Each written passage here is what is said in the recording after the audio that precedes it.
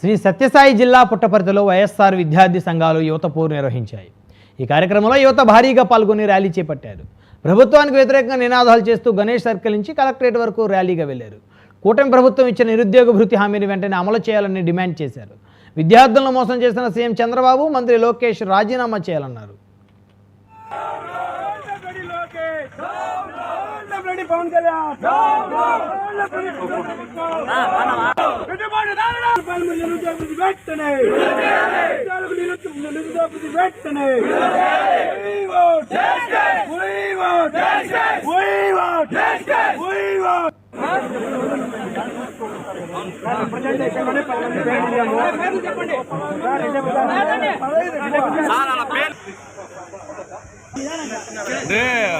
ఆవేశం అట్లుంది. అది ఆవేశం.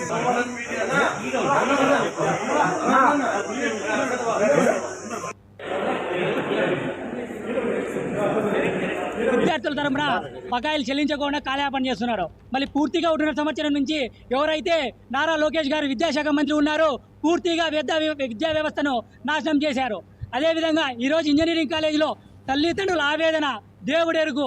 ఎందుకంటే ₹1 చెల్లిస్తే తప్పితే విద్యార్థులు లోపలికి అలౌ చేసే పర్మిషన్ లేదు. సాక్షాత్తు జిల్లా కలెక్టర్ గారే పేపర్ స్టేట్మెంట్ ఇచ్చారు. ఏమని?